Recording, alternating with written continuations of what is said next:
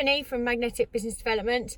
When we take on any new client, we take them all through what we call the onboarding process, which is just a series of steps that make sure that before we even go anywhere near a phone or an email and start prospecting on their behalf, that we fully understand our clients' businesses, and also not only that, we fully understand their prospective clients. We help them to identify who their ideal target audience are. We'll look at industry sector, company turnover, geographical location, and all of the different elements that make up their ideal client type, even down to ideal job title. So perhaps they might, with a lot of our clients, we'll be taking what we call a two-pronged approach. So we'll be going after not only the procurement department and getting them onto national supply chains and that sort of thing, but we'll also be looking at getting the meetings with the frontline team, people like, for example, facilities managers, people who are really going to want their phone number in their mobile phone, so that if they have a reactive situation or they need someone to come out quickly,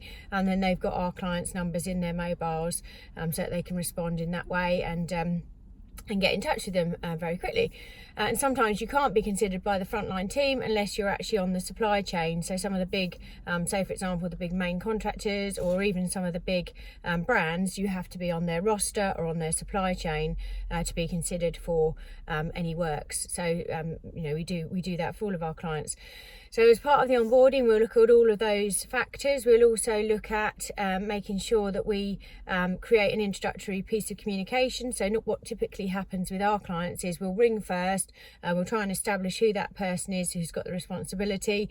Sometimes you can't buy the data, so getting on the phone initially is the way that we would establish who has the responsibility, and then we identify that person, and then they'll typically say to us, yep, that sounds interesting, but can you send me something? So then we have this piece of communication that we've written.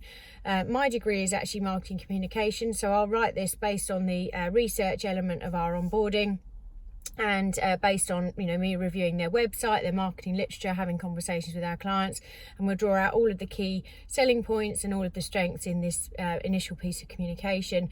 Then that's what typically gets sent to our prospects, our clients' prospects, and then once that's been sent, we'll then follow that up with another phone call the following week perhaps, or even that week if they've asked us to do so, and then that's when we'll look to book the meetings in for our clients. So the way that we do it is professionally persistent. We're not sort of spamming anybody, and we're certainly doing it in a very professional way. Everybody who works with me on the business development side certainly is very well spoken, so that all of our clients are presented in a very professional way. Anyway, if you need any help with your new business prospecting, we're now booking our September schedule, and September we do get up to capacity. So if you are considering outsourcing your new business prospecting, or even if you're looking at taking on an in-house salesperson, do give us a shout, and I'd be happy to explain how we work and to see if it might fit with what you're trying to achieve. Anyway, have a fantastic week. Cheers, bye.